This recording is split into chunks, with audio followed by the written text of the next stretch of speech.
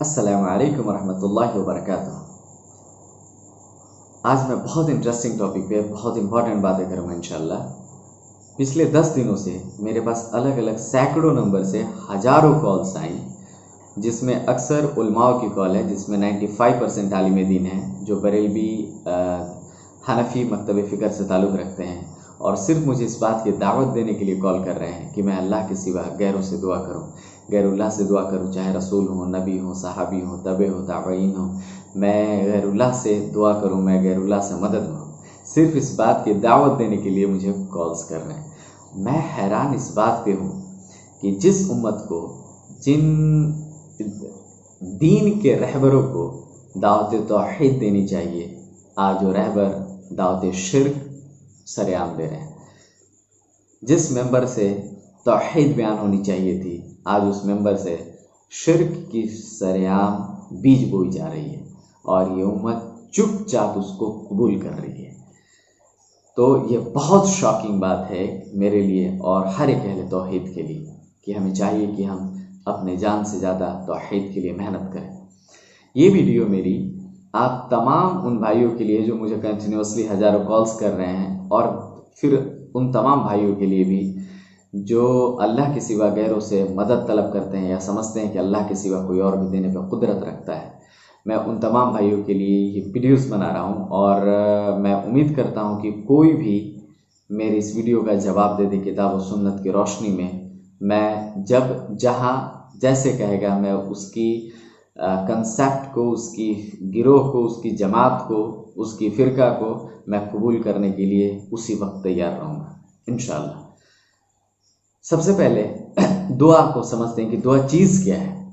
دعا ایک عام ڈیفینیشن میں بتاتا ہوں کہ دعا وہ چیز ہے، دعا ایک عبادت ہے، اور انسان اپنی زندگی کے اندر اپنی مشکلات کو دور کرنے کے لیے جو گہار لگاتا ہے رب سے، وہ دعا ہے۔ انسان اپنی خوشی میں اور نعمت کے لیے دعا کرتا ہے، اس کی طلب کرتا ہے اپنے رب سے، وہ دعا ہے۔ انسان کی دنیا کے اندر کسی معاملات کے لیے رب سے کوئی فریاد کرتا ہے، وہ دعا ہے۔ تو دعا ایک عبادت ہے جو اللہ کے رسول صلی اللہ علیہ وسلم کے ہمیں زبان سے معلوم چلتا ہے۔ ایک حدیث ہے ابو داؤد شریف کی جو 1466 نمبر کی حدیث ہے۔ نعمان بن بشیر رضی اللہ تعالیٰ عنہ سے روایت ہے کہ رسول اکرم صلی اللہ علیہ وسلم نے فرمایا کہ دعا عبادت ہے، اور تمہارے رب کا فرمان ہے کہ مجھ سے دعا کرو، میں تمہاری دعا قبول کروں گا۔ ابو داؤد شریف کے اندر اسی طریقے سے یہ حدیث موجود ہے، اور کئی دیگر جگہ پہ یہ حدیث بالکل اسی طریقے سے موجود ہے۔ اب آئیے قرآن حکیم کو دیکھتے ہیں کہ اللہ سبحانہ وتعالیٰ اس کے بارے میں کیا فرماتا ہے۔ اللہ سبحانہ وتعالیٰ قرآن حکیم میں سورۃ القصص کے ورس نمبر 88 میں فرماتا ہے کہ اور اللہ تعالیٰ کے ساتھ کسی دوسرے معبود کو نہ پکارنا، سوائے اللہ تعالیٰ کے کوئی دوسرا معبود عبادت کے لائق نہیں ہے۔ اللہ سبحانہ وتعالیٰ اس آیت کے اندر کہتا ہے کہ اللہ سبحانہ وتعالیٰ کے سوا کسی دوسرے کو نہ پکارنا، اور یہ جو لوگ پکارتے ہیں اللہ کہتا ہے کہ یہ عبادت کرتے ہیں۔ کسی دوسرے معبود کو نہ پکارنا، کسی دوسرے کی عبادت نہ کرنا، کسی دوسرے۔ اب جو لوگ اللہ کے سوا دوسروں کو پکارتے ہیں، انہوں نے اس کو معبود بنایا۔ کیوں؟ کیونکہ اللہ کے نبی صلی اللہ علیہ وسلم نے فرمایا دعا عبادت ہے، اور عبادت صرف اللہ کی جاتی ہے، اللہ کے سوا کسی سے دعا نہیں کی جا سکتی ہے۔ اب ذرا نوٹ کریں کہ اگر کوئی شخص اللہ سے دعا کرتا ہے تو اللہ کی عبادت کرتا ہے، اگر کوئی شخص اللہ کے سوا کسی غیر اللہ سے دعا کرتا ہے تو شخص اس کو معبود بناتا ہے، وہ شخص اس کی پرستش کرتا ہے۔ تو دعا کوئی مذاق چیز نہیں ہے۔ اسی طریقے سے اللہ سبحانہ وتعالیٰ قرآن حکیم کے اندر فرماتا ہے، اور تمہارے یہ سورہ مومن کے اندر آیت نمبر 60 کے اندر کہ اور تمہارے رب کا یہ کھلا فرمان ہو چکا ہے کہ مجھ سے دعا کرو، میں تمہاری دعا کو قبول کروں گا۔ یقین کرو کہ جو لوگ مجھ سے میری عبادت سے دکھ سری کرتے ہیں، وہ ابھی ابھی جلیل ہو کر جہنم میں داخل کر دیے جائیں گے۔ اللہ سبحانہ وتعالیٰ سورہ مومن کی اس آیت میں یہ کھلا بیان کرتا ہے کہ یہ اللہ کا یہ اعلان ہو چکا ہے، یہ قانون نافذ ہو چکا ہے کہ تم دعا اللہ سے کرو، مجھ سے دعا کرو۔ اور جو لوگ نہیں کرتے، جو لوگ یا اللہ کے سوا کسی دوسرے کی سے بھی کرتے ہیں یا اللہ کے علاوہ کسی دوسرے سے کرتے ہیں، اللہ کہتا ہے یہ خودسری جو کر رہے ہیں، ان کا یہ انجام ہونے والا ہے کہ ان کو ان قریب جہنم میں کھینچ کے لایا جائے گا۔ ان قریب انہیں جہنم میں ڈال دیا جائے گا۔ کیوں؟ کیونکہ یہ دعا ایک عبادت ہے اور یہ اللہ کے سوا کسی غیر اللہ سے نہیں کی جا سکتی۔ اسی طریقے سے سورۃ البقرہ کی آیت نمبر 186 کے اندر اللہ سبحانہ و تعالیٰ فرماتا ہے کہ جب میرے بندے، اے نبی صلی اللہ علیہ وسلم، جب میرے بندے میرے بارے میں آپ سے سوال کریں تو آپ کہہ دیں کہ میں بہت ہی قریب ہوں ہر پکارنے والے کی پکار کو، جب کبھی وہ مجھے پکارے میں اس کو قبول کرتا ہوں۔ اس لیے لوگوں کو بھی چاہیے کہ وہ میری بات مان لیا کریں اور مجھ پہ ایمان لائے، یہی ان کے لیے بھلا اس کی باعث چیز ہے۔ یہ سورۃ البقرہ کے اندر یہ ایک اللہ اعلان کر رہا ہے کہ اے نبی صلی اللہ علیہ وسلم، جب میرے بندے میرے بارے میں آپ سے سوال کریں تو آپ کہیں کہ میں ان کے بہت ہی قریب ہوں، اور جب کبھی مجھے پکارتے ہیں میں ان کی پکار کو سنتا ہوں۔ آپ ذرا نوٹ کریں کہ یہ بات آج اس انسان کو سمجھانی پڑ رہی ہے جو انسان کو اللہ نے اشرف المخلوقات بنایا، جس انسان کی جو انسانوں کے اندر نبی کو بھیجا، انسان کے اوپر محمد صلی اللہ علیہ وسلم کے اوپر قرآن اتارا۔ آج اس انسان کو یہ بات سمجھانی پڑ رہی ہے کہ رب کے سوا کسی سے دعا نہ کرو۔ جس انسان کو اللہ نے زبان دیا، جس انسان کو اللہ نے ہاتھ دی، جس انسان کو پیر دیا، جس انسان کو سوچنے سمجھنے کی صلاحیت دی، وہ انسان غیروں کو پکارنا چاہتا ہے، اور درندے پرندے جانور، دنیا کے اندر فرشتے، سمندر کے اندر کی تمام مخلوقات، تمام جنگلوں کے مخلوقات، ہر آسمانوں کے مخلوقات، زمین کا ہر ایک مخلوقات سوائے اللہ کے کسی کو نہیں پکارا کرتی۔ صرف ایک انسان ہی وہ ہے جو اللہ کے سوا غیروں سے بھی دہار لگانے کا، اللہ کے سوا غیروں سے بھی دعا کرنے کے لیے نہ جانے کیوں بے چین ہے، نہ جانے کیوں جہنم جانا چاہتا ہے، نہ جانے کیوں جہنم کو اپنا ٹھکانہ بنانا چاہتا ہے۔ آئیے ایک دوسری آیت دیکھتے ہیں۔ اللہ سبحانہ و تعالیٰ فرماتا ہے سورۃ المومن کے اندر آیت نمبر 20 کے اندر کہ اور اللہ تعالیٰ ٹھیک ٹھیک فیصلہ کر دے گا، اور اس کے سوائے جنہیں یہ لوگ پکارتے ہیں وہ کسی بات کا فیصلہ نہیں کر سکیں گے۔ اللہ سبحانہ و تعالیٰ کہتا ہے کہ سورہ مومن کے اندر کہ اللہ سبحانہ و تعالیٰ ٹھیک ٹھیک فیصلہ کر دے گا، اور جنہیں یہ اللہ کے سوا پکارتے ہیں یہ کوئی فیصلہ نہیں کر سکتے، کسی چیز پہ قدرت نہیں رکھتے۔ تو اب ذرا بتائیں کہ جن کے بارے میں اللہ کل فیصلہ کرنے والا ہے، کیا وہ اس قابل ہے کہ انہیں پکارا جائے یا کسی کا وہ فیصلہ کرے؟ یہ ممکن ہی بات نہیں۔ پھر دوسری جگہ اللہ فرماتا ہے سورۃ الزمر ورس نمبر 38 کے اندر کہ اگر آپ ان سے پوچھیں کہ زمین و آسمان کو کس نے پیدا کیا تو یہی جواب دیں گے کہ اللہ نے۔ آپ ان سے کہیے کہ بھلا یہ تو بتاؤ جنہیں تم اللہ کے سوا پکارتے ہو، اگر اللہ مجھ پر کوئی نقصان پہنچانا چاہے تو کیا یہ اس نقصان کو ہٹا سکتے ہیں، یا اس پر مجھ پر کوئی رحم کرنا چاہے تو کیا یہ اس رحم کو روک سکتے ہیں؟ آپ کہہ دیں کہ اللہ تعالیٰ میرے لیے کافی ہے، بھروسہ کرنے والے اسی پر بھروسہ کیا کرتے ہیں۔ یہ آیت کیا دل کو سکون پہنچاتی ہے۔ اللہ سبحانہ تعالیٰ کہتا ہے کہ اے نبی صلی اللہ علیہ وسلم، اگر آپ ان سے پوچھیں، یہ تمام مشرکین، یہ تو مشرکین عرب سے مخاطب تھا، لیکن یہ قیامت تک کے لیے مشرکینوں سے مخاطب ہے کہ آپ ان سے پوچھیں کہ زمین و آسمان کو کس نے پیدا کیا تو کہیں گے اللہ۔ تو اے نبی آپ کہیے کہ اگر میرا رب اگر مجھ پہ کوئی نقصان پہنچانا چاہے تو کیا یہ آپ نقصان کو روک لیتے ہیں؟ یہ جنہیں تم پکارتے ہو کیا یہ نقصان کو روک لیں گے؟ یا کوئی بھلائی پہنچانا چاہے تو کیا یہ اس رحمت اس بھلائی کو روک لیں گے؟ نہیں، اے نبی آپ کہیے کہ میرے لیے اللہ کافی ہے، میرے لیے اللہ کافی ہے، اور اللہ کی قسم آج ہم تمام انسانوں کے لیے اللہ کافی ہے، اور بھروسہ کرنے والے اسی پہ بھروسہ کرتے ہیں۔ تو یہ مشرکینوں کا دین ہے کہ اللہ کے سوا غیروں کو پکارا جائے، یہ مسلمانوں کا دین نہیں ہے۔ اسی طریقے سے اللہ سبحانہ وتعالیٰ قرآن حکیم کے اندر فرماتا ہے سورۃ الرعد کے اندر سورۃ الرعد آیت نمبر 14 کے اندر کہ اسی کو پکارو، اسی کو پکارنا حق ہے، جو لوگ دوسرے کو پکارتے ہیں وہ ان کی کسی پکار کا جواب نہیں دیتے۔ جیسے کوئی انسان اپنے ہاتھ تھالی کی طرف پھیلائے ہوئے ہو کہ اس کے منہ میں وہ پانی جا کے پڑ جائے، جبکہ وہ پانی اس کے منہ میں پہنچنے والا نہیں۔ ان کافروں کی جتنی پکار ہے سبھی گمراہ۔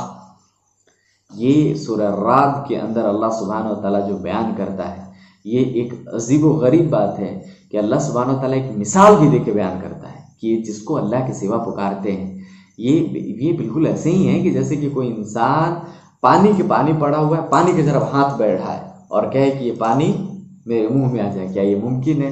نہیں ممکن ہے۔ تو اللہ کہتا ہے کہ یہ لوگ گمراہ ہیں۔ تو بھائی یہ فتویٰ رب کا آپ کے اوپر ہے کہ آپ گمراہ ہیں، یا آپ گمراہ ہو چکے۔ ابو جہل گمراہ تھا، عرب کے اندر جتنے مشرکین ہیں رب کے سوا دوسروں کو پکارے وہ سارے گمراہ تھے۔ بھائی صاحب آج آپ بھی اللہ کو ماننے کے باوجود بھی غیروں کو پکارتے ہیں تو آپ بھی گمراہ ہیں، کیونکہ اللہ سبحانہ وتعالیٰ سورہ یوسف کے اندر فرماتا ہے کہ تم میں سے اکثر وہ لوگ ہیں وما یؤمنون اکثرهم باللہ الا وهم مشرکون، تم میں سے اکثر وہ لوگ ہیں جو اللہ پہ ایمان لانے کے بعد بھی مشرک ہیں، اللہ پہ ایمان بھی لا چکے ہیں اور باوجود اس کے وہ شرک کرتے ہیں، مشرک ہیں۔ اسی طریقے سے قرآن حکیم کے اندر اللہ سبحانہ وتعالیٰ فرماتا ہے کہ آپ پوچھئے زمین و آسمان کا رب کون؟ آپ کہہ دیجئے کہ اللہ تعالیٰ، آپ کہہ دیجئے کہ پھر کیوں تم اس اللہ کے سوا دوسرے کی مدد کے لیے پکارتے ہو، مددگار بناتے ہو، جو خود اپنے جان کا بھی بھلے برے کا اختیار نہیں رکھتا۔ سورہ رات کی آیت نمبر 16 کے اندر اللہ سبحانہ وتعالیٰ فرماتا ہے کہ یہ دوسرے کو جو پکارتے ہیں، جو دوسرے کو مددگار بناتے ہیں، یہ ان کی حیثیت وہ ہے کہ اپنے خود یہ نفس پہ بھی کسی بھلے برے کا اختیار نہیں رکھتے۔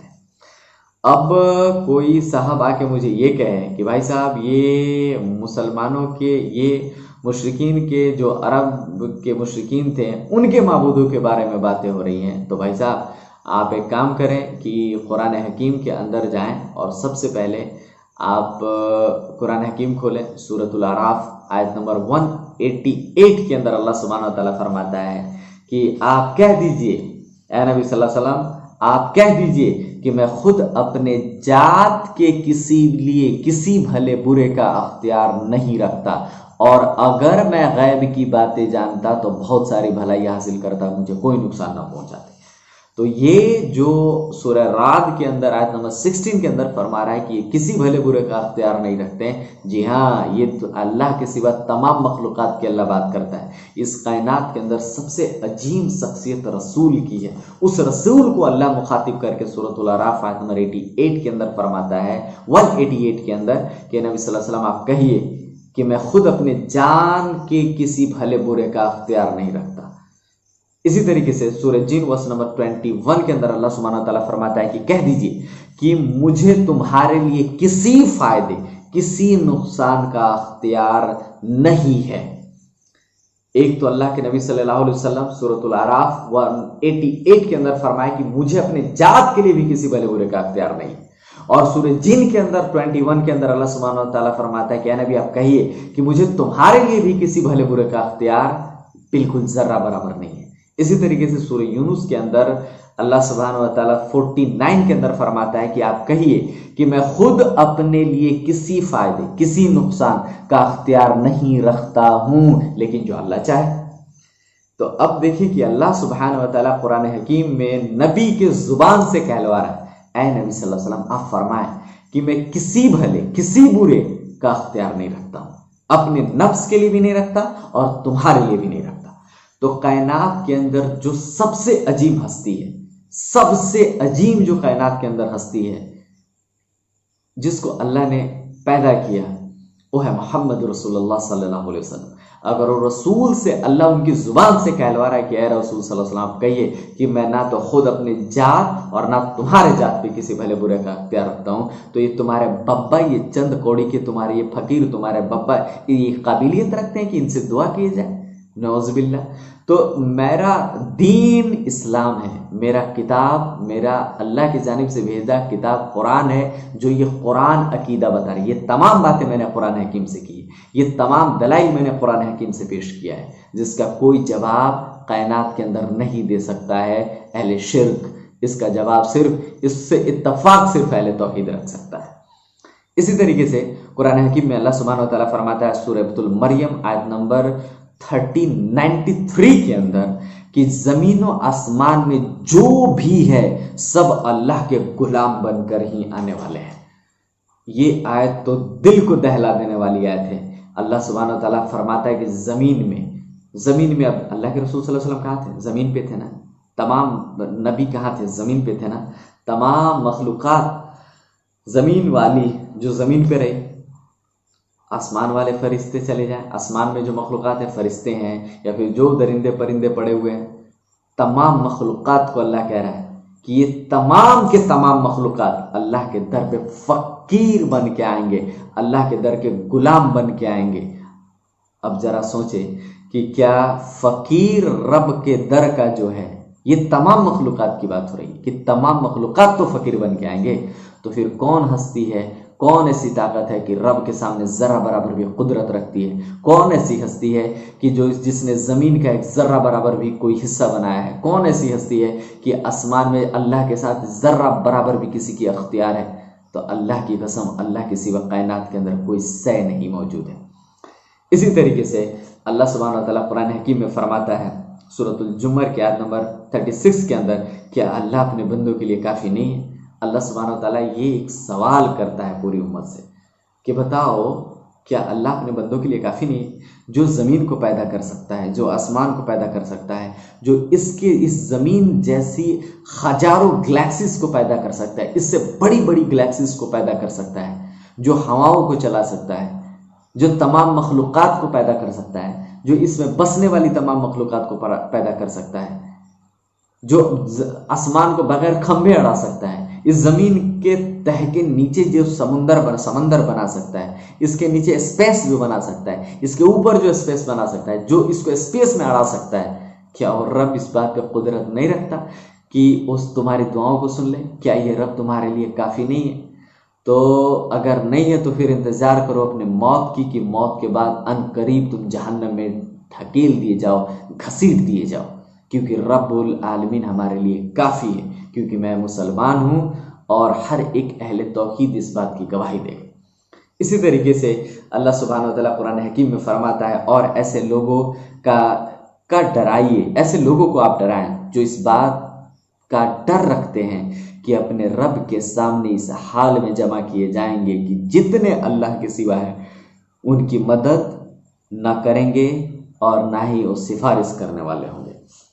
अब ये अल्लाह के नबी सल्लल्लाहु अलैहि वसल्लम से अल्लाह मुखातिब कर रहा है, नबी सल्लल्लाहु अलैहि वसल्लम आप ऐसे को डराएं कि जो रब के सामने, जो इस हाल में जाने की उम्मीद जो रखते हैं कि रब के सामने कोई ऐसी हस्ती नहीं है कि जो रब के सामने मदद कर सके या रब के सामने किसी तरीके की भी सिफारिश कर सके।